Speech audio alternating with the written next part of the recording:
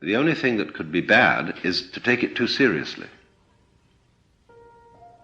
In other words, if you take the fundamental idea that the whole universe, all its forms, all the forms of biology, all the different species, the giraffes, the rhinoceroses, the baboons, the roses, the eucalyptus trees, etc., everything is a form of biological game. It's a dancing thing going on, different styles.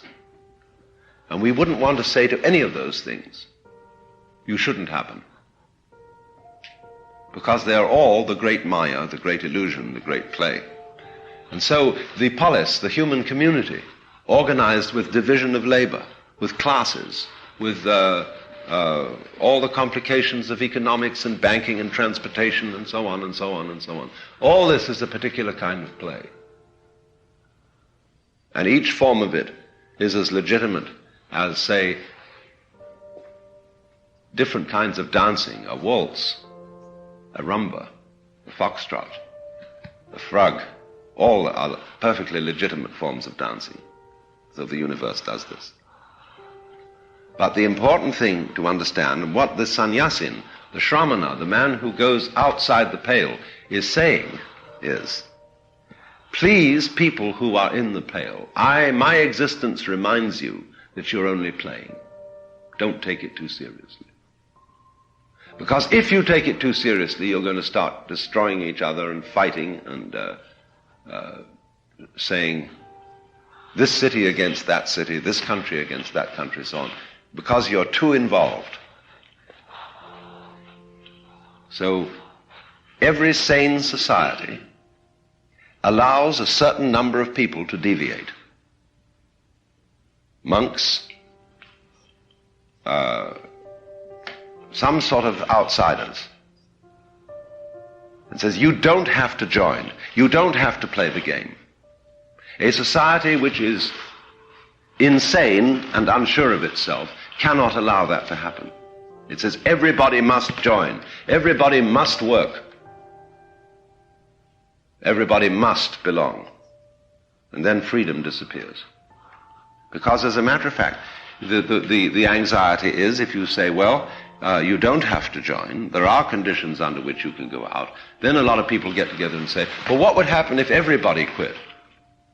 I ask, what would happen if everybody decided to take American Airlines Flight 3 to New York tomorrow?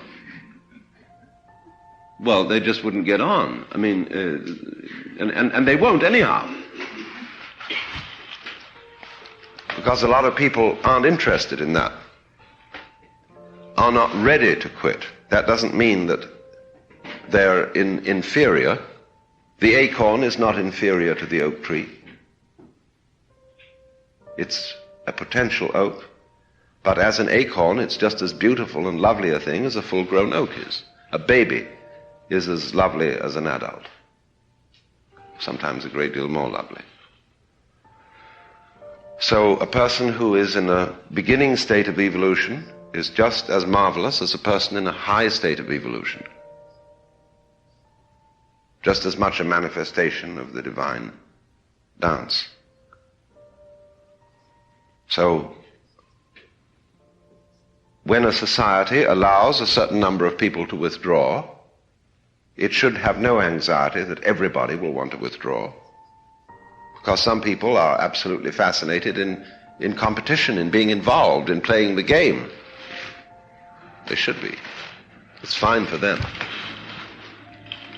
But we are witnessing in the United States today a great motivation for withdrawal. It's simply because we haven't provided for it. We haven't, there's no opportunity for a Protestant to become a monk, or a Jew. The Catholics have half-heartedly provided for this sort of thing. And there have to be people who stand outside the game and do not identify themselves with a class, with a name, with an ego, with a persona, with a role.